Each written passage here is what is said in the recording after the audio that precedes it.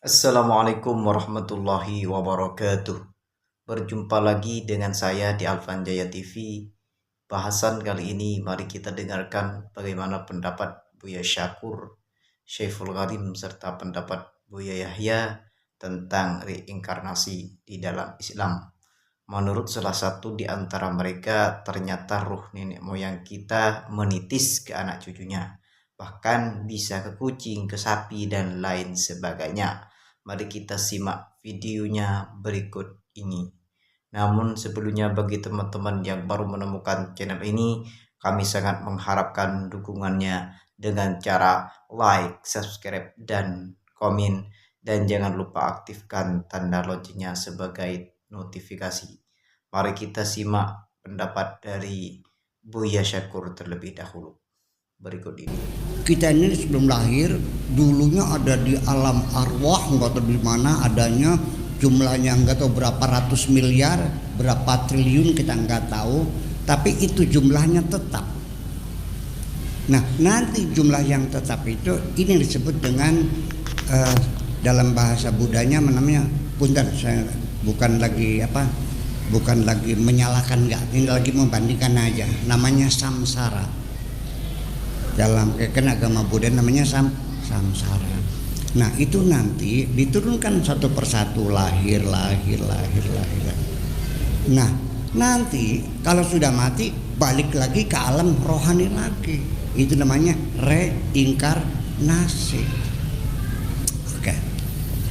Nah, dalam proses reinkarnasi itu nanti berlaku lagi istilahnya hukum karma.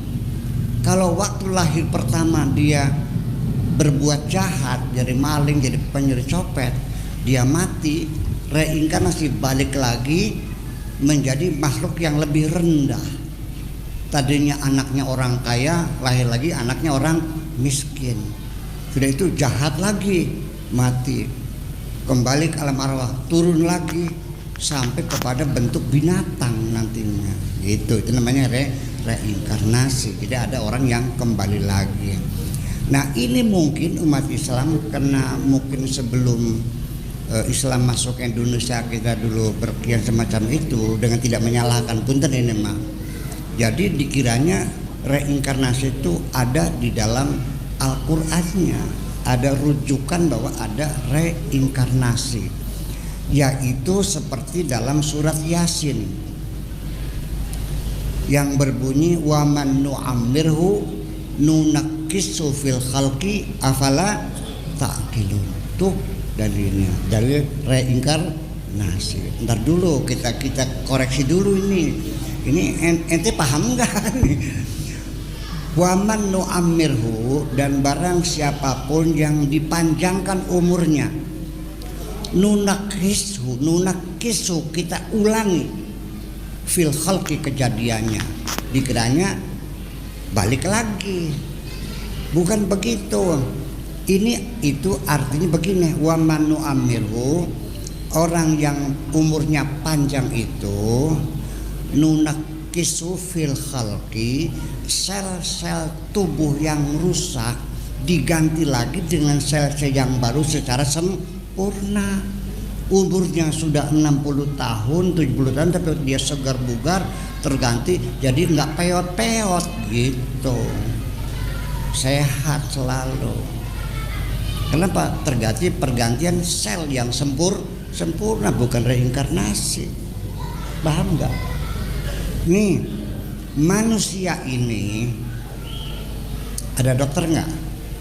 Nah, nanti konfirmasi. Manusia ketika melakukan aktivitas sehari-hari, mencangkul, ya kan, mobil, nanam ini, masak ini, segala macam, ke pasar, ini kan aktivitas. Itu akan mengakibatkan sel-sel tubuh kita ini akan mengalami kerusakan. Satu orang manusia itu diperkirakan rata-rata ada berapa jumlah selnya? Ada 280 miliar sel. Dan selanjutnya kita dengarkan pendapat Syaiful Gharim berikut ini. Itu siklus. Jadi yang bersifat materi saja bersiklus. apalagi yang bersifat ruhani, karena dia abadi. Untuk menjalankan kehidupan kan perlu tubuh. Kan saya bilang tadi, kalian nyubit di mana? Di sini. Kalian dicubit di mana? Enak kalian dicubit udah nggak punya tubuh. Nggak kerasa dong. Itu bukan hari pembalasan itu. Hari pembalasan itu harus sama dan setimpal. Fama ya'mal misqala dzarratin wa may ya'mal misqala dzarratin. Pinter kalian. Udah ngelotok ayatnya. Cuman kesadarannya nggak ada, itu aja. Kalau sudah sadar ayat itu, atuh berhenti bikin sebab buruk, berkata yang buruk, menciptakan perilaku yang buruk. Mani resep eta amak teh. Sudah jadi hobi, dikit-dikit nyolot, dikit-dikit marah. Anak disebut salah oleh kita marah. Ya Allah.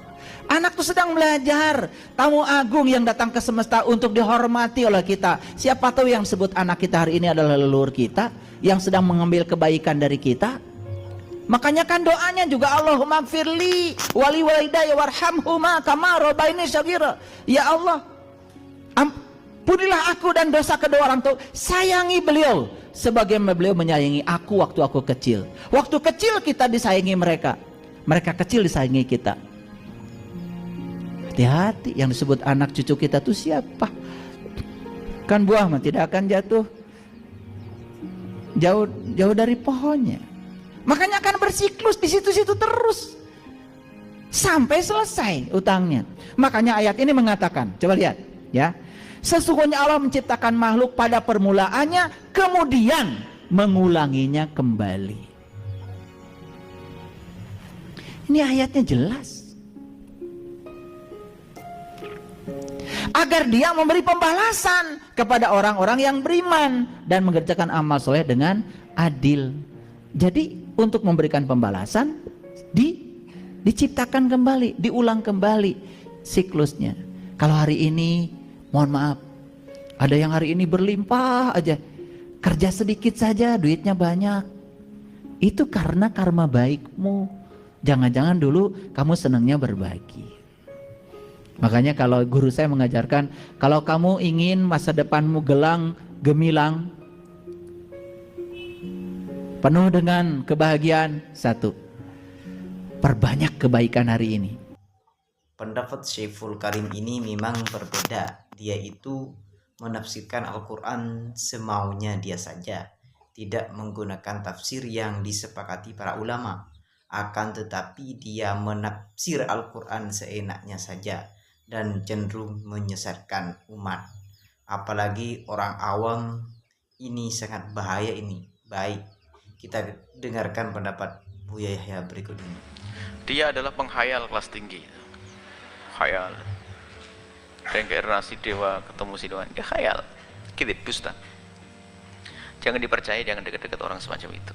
Dewa sendiri nggak ada. Berarti dia menghayalkan dirinya titisan sesuatu yang tidak ada. Dewa itu tidak ada. Kita tidak percaya adanya dewa dewi, kita percaya adanya Tuhan Allah. Selesai. Ya yang percaya itu yang aneh. Nah, Mbak Haji datang minta obat lagi ke dia. Keterlaluan dia. Dia pendusta. Bawa-bawa Raja Siliwangi lagi nanti ya.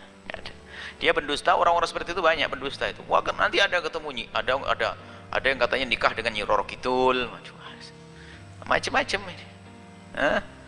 Ada kerjasama dengan Nyi Roro Kidul, apalagi nanti.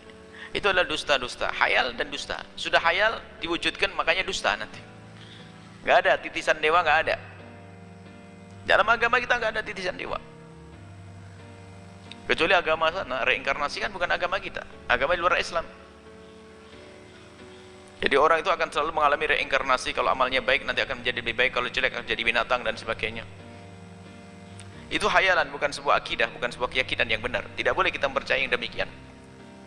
Kalau dia sudah pendusta, ya omongannya waspada, aneh-aneh, ketemu nanti. Sekarang Raja Siliwangi, besok apa lagi?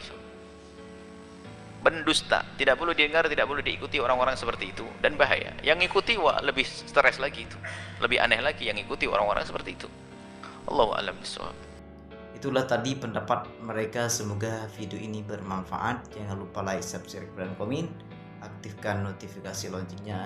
Akhiran, assalamualaikum warahmatullahi wabarakatuh. Bismillahirrahmanirrahim.